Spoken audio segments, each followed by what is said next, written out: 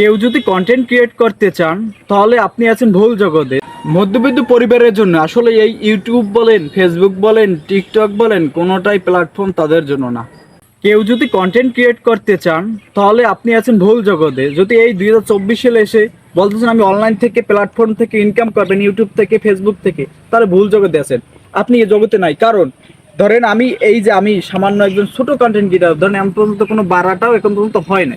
তো সে জায়গা থেকে এখানে ধরেন প্রায় 50,000 টাকার উপরে ইনভেস্ট করা আছে শুধু এই কন্টেন্ট ক্রিয়েটার জন্য।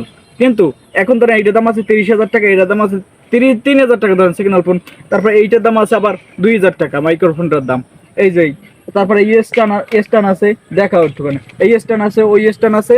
তো ধরেন এই ঘুরোই পুরো দিন শেষে যদি এতগুলো জিনিস ইনভেস্ট করলাম, এই 50,000 টাকা, আমি তো বেকার, আমি তো ইনকাম 2 টাকা করি না।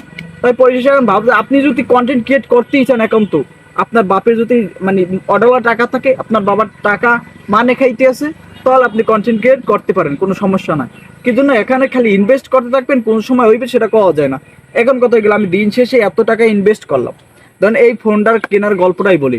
বাবা যখন আমাকে একটা ফোন দেয়, ওপো A38, তো ওই ফোনটার দাম ছিল 15 না জানি 16,000 টাকা। সেটা আমি বাদ দিয়ে, মানে ক্যামেরা ভালো না আমার, মানে কন্টেন্ট ক্রিয়েটার জন্য বা ভিডিও করার জন্য ক্যামেরাটা যথেষ্ট না আমার জন্য। তারপর আমি এই ফোনটা নিই, ইনফিনিক্স Note 40 Pro। তো এইটার দাম 30,000 টাকা। তো মিলে জুলে এইটার দামই 45,000 টাকা পড়ে গেল। ওই ফোনটা তো আর কাস্টমার কেয়ার বা বলেন ওই ওপো কোম্পানি তো ফেরত নেবে না, কারণ ওটা আমি অন করে ফেলছি। এর কথা গেলো, যখন এত টাকা ইনভেস্ট করলাম, এত টাকা আমার তো চাইরে না, কোনো ইনকাম দিতেছে না। আমি দেখতেছি দিন শেষে যারা মানে বাজে কন্টেন্ট ক্রিয়েট করে, যাদের কথা কইতে গেলে বাজে 3 ফিট, মা কইতে গেলে বাজে 2 ফিট, তাদের কন্টেন্ট মন করেন অ্যাক্সেস জাকানাকা চলে। আর যদি মুইতে যে পানি লইবি না, সেই কন্টেন্ট যদি দিতে পারেন তাহলে তো কথাই নেই। আর যদি একটু শরীর মরিল দেখাইতে পারেন, মাথায় রেখো, তাহলে তো কোনো কথাই নেই। তাহলে তো অস্থির ভিডিও হইবে, তাহলে তো সেই ভিডিওতে এক্সেল আই গেছে। মানে এই 2024 সালে মানুষ এত আনকালচার, সেটা বলার বাইরে। মানে তারা যে কন্টেন্ট বলবে যে কোন কন্টেন্টটা ভালো, কোন কন্টেন্টটা খারাপ, সেইটাই বোঝার তারা পারতে আসে না। বেলুন দেখাও, পেপার অধিক গেলি। যাই হোক, ও আবার ছোট মানুষ তো, বাচ্চা মানুষ, বেশি কিছু করতে না, বাইজে যায়, থোতাইলে যায়। ওই ওর মতো মানুষ যারা আছে তারা যাই দেখেন সফলতার অর্জন করে গেছে। আর যদি কোনো ধরেন আকাম করুন যায়, লিঙ্ক বাই করতে পারেন, তাহলে আপনি ভাইরাল। এখন ধরেন এত কিছু টাকা আমি ইনভেস্ট করলাম, কিন্তু পাইলাম না।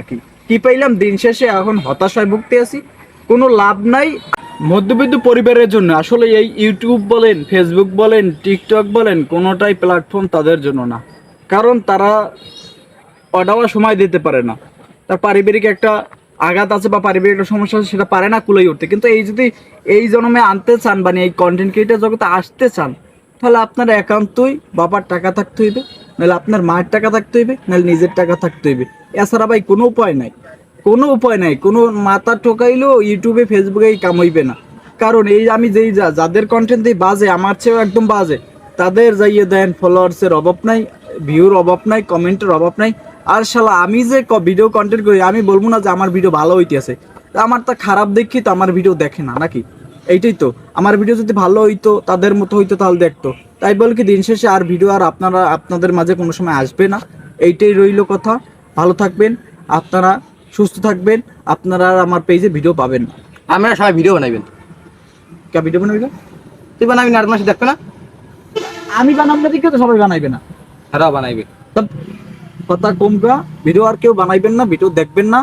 কথাই গেল, দিন শেষে আমি যখন কন্টেন্ট ক্রিয়েটার জগতে টিকতে পাইনি, আপনারা কেউ টিকতে পারবেন না। মানে কথায় আছে না, আর কিছু কইলাম না, বুঝবেন না বারা। ভালো থাকবেন, সুস্থ থাকবেন, আল্লাহ হাফেজ, গুড বাই।